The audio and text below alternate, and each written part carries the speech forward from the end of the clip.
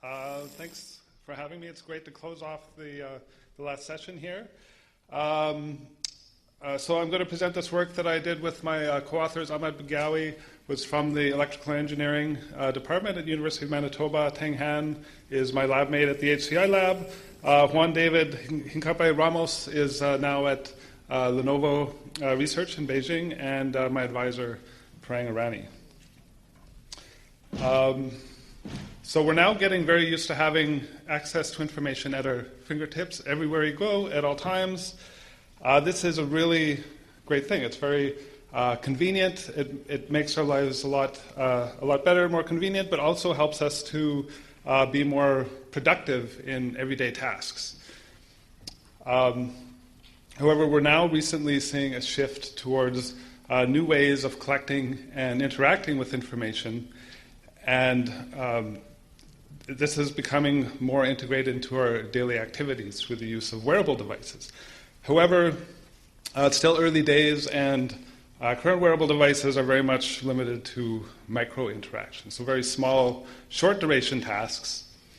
And so I did my PhD thesis work on something I call Spatial Analytic Interfaces, which is the focus is how to go beyond the micro interactions to support analytic tasks. So Spatial Analytic Interfaces is in the title of the talk, so I'm going to talk a little about this.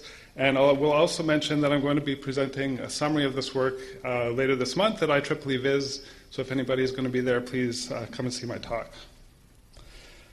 Just to summarize this quickly, a Spatial Analytic Interface is a spatial user interface for in-situ analytic tasks.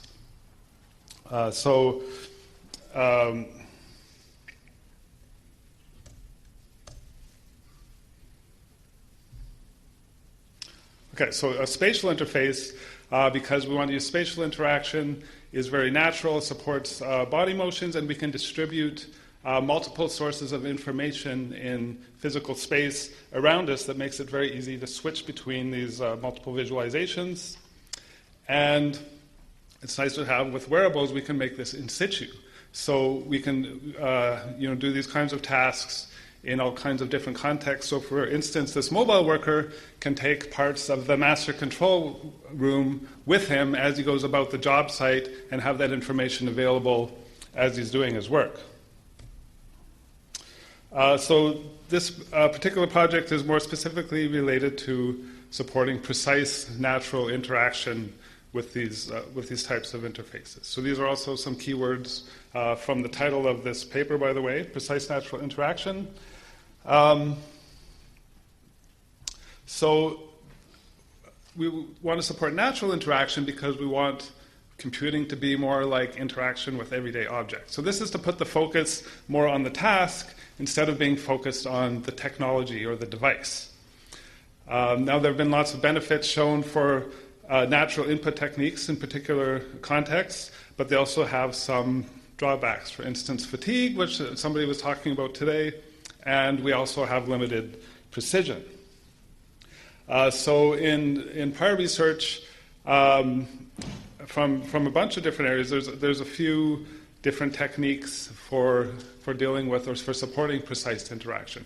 So some of this is a little bit of a recap, again, from a talk earlier today. So strategy number one is to adjust the controlled display gain. Right? So this is a common technique, but it can also be difficult to tune parameters, or maybe difficult or not even practical to find some universal setting that works in a variety of different cases. Strategy number two is mode switching. So for instance, on a large display, you can use absolute motion. For instance, Nansel et al. Use head motion to find a small region of a large display, and then switch to relative motion, then to do a precise selection within that small region. Strategy number three is to reduce the degrees of freedom, and we've seen some of this in the talks today as well. So in this example, this technique, gesture speech, the user can use a voice command to select either translation or rotation, and then you're limited to those 3 degrees of freedom, and this has been shown to allow more precise manipulations of objects by limiting those degrees of freedom, as opposed to a natural manipulation of 6 degrees of freedom simultaneously. So one other thing we want to support in this work with these spatial analytic interfaces is what I call dual-tier interactions. So this means supporting both the layout and content levels. So layout, you want to be able to, for example, put two visualizations side by side for comparison, but you also want to act at the content level to be able to interact with objects within those visualizations, to select objects and so forth. So the solution that we present in this work is to combine hand tracking using a head-mounted depth camera along with input from a ring device. So the hand tracking provides a natural form of interactions. You can do grasping and natural manipulations, and the ring input provides an additional source of input to allow precise manipulations. So the goals are to support analytic tasks in situ, to support dual-tier interaction, and to support seamless mode switching and dual-tier interaction, and try and minimize the costs of mode switching. So here's a look at our apparatus. We have an Epson Vario BT200, and we mounted a soft kinetic depth camera on there with this 3D printed housing. And we use this very simple ring device. So this is essentially a 9-axis IMU and a very small trackpad that has a small touch surface that allows tapping and swiping. So this is a very basic device for allowing very simple gestures, nothing really fancy, and you could imagine this being replaced by any number of other small wearable devices. So we did some demonstrations using an analytic task. So for an example, I'm going to show this example of a hotel search. So imagine you arrive to a very large city.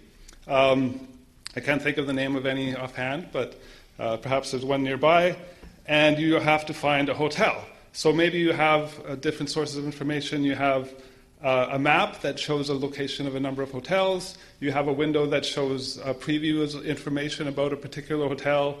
And then maybe you have a filter panel where you can narrow down your selections and so forth. So this is something that we all kind of do on our desktop computers now, but the idea is, can we do this in kind of a mobile context? And this is what it looks like on the Vario device. You can see the 3 panels there. There's our preview window, the map, and our filter panel. And something else we're doing in this work is trying to work towards a framework. So this is kind of a work in progress to develop a framework to describe these interactions. In this work, we apply the framework of Vernier and Niguet. So this isn't our work, but we're looking at trying to describe these interactions using this framework. So on the blue and green represent 2 different modalities or 2 different devices, and then this shows on the time. On the x-axis, these can overlap or come in sequences or have different sorts of combinations. So for example, I can use a natural manipulation to grasp one of these interfaces, and then I can use a combination of both devices to control this in 6 degrees of freedom. So the hand tracking on the depth camera can track the translation of my hand position, and the ring IMU can read the rotation of my hand so they can have natural 6 degrees of freedom motion like so.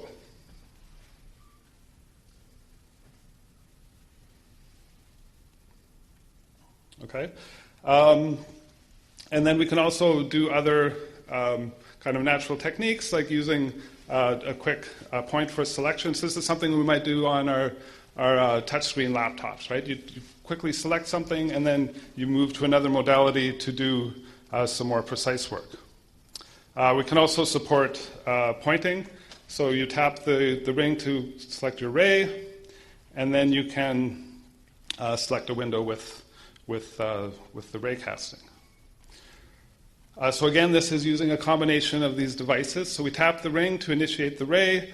The head-worn display camera tracks the position of the rays so that we can control where the origin of the ray is, and then the IMU is controlling the ray direction. And then you can combine this with other interactions. For instance, I can grab one of these windows and move it around in an arc, and then use something like swiping on the trackpad to control the depth of that window in the Z direction. So it looks something like this. So here I'm using the ray. I tap and hold to grab this window, and now I can move it on to restrict it to 2 degrees of freedom on this kind of virtual bubble. And now I can put my hand into a relaxed position to reduce fatigue, and I can do some simple swipes on the device to move that window if I want to change it in the Z direction, for example. And then we can use this to support some of the analytic tasks like I was talking about. So for instance, if I want to control some of the filters on the filter panel, I can select one of these filter knobs and then use the swipes on the trackpad to either switch between different filter controls or to move the filter slider like so. So I select that filter, and again I can put my hand into a relaxed position, control that filter, and then I can turn my head. While that control is still engaged, I can turn my head to the other panel and see the manipulations as they're happening. So here's another example. If I want to select one of these very tiny map pins, I can use the laser to select a small region of this window, and then use swiping on the trackpad to cycle between those pins. So here I select that area, and now I can, again, lower my hand to a relaxed position and cycle through to select these different pins and see the previews of the hotel where I want to stay. So we'd like to take this a little bit further. Like I said, this is a work in progress. We want to build on this framework and try and develop something a little more descriptive and try and come up with a more developed and enhanced framework so that we can start to develop some more newer and novel techniques and see where we can go with the technique development. Thanks very much. It's great to be here at SUI, and thanks again for seeing my talk, and please let me know if you have any questions.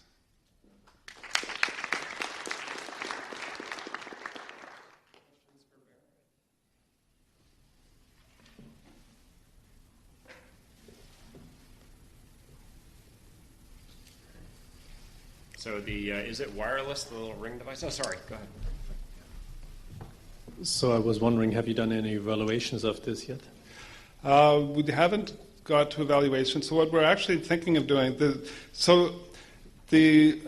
track I did in my thesis work is the beginning part stages are very evaluation heavy, and I did a lot of emulation in the cave, similar to the previous talk that I did. And this is more aimed at a kind of a proof of concept, of saying, can we implement this on real hardware? So the problem with using real hardware is it makes it more difficult to evaluate. I think, like somebody mentioned earlier today, that they're waiting for the next generation of hand tracking cameras to come out from the Microsoft Kinect. Another alternative, what we're thinking of doing, is actually implementing some of this using Vicon tracking and doing some evaluation and focusing more on the focusing on things like using large gestures combined with small gestures, and then to get the precision of the small gestures, you really need something that's robust so that you can get good data to do some studies. So this is more of a proof of concept rather than an evaluation platform. I was asking earlier if the ring device you use, is that wireless, or is that yes. in production? Or No, it's not in production. It was made with the fellow I mentioned, our co-author Ahmad Byagowi from electrical engineering, and he developed a couple of iterations of this. This is the iteration. I said, can you make it smaller? So what he actually did was collapse the board into 2 layers. So it's really, you can take a closer look at that in the paper. But it is wireless. So what you don't see is it's tethered to an Arduino card. So I'm wearing an Arduino card on my wrist, but that has a Bluetooth shield on it. So the ring is connected by Bluetooth to the head-worn display. The hand tracking is done on a desktop platform. So the camera is actually tethered to a PC that tracks the hand, and that is sent over Wi-Fi to the Moverio. Great. All right, let's thank Barrett again, and thank you to all our speakers.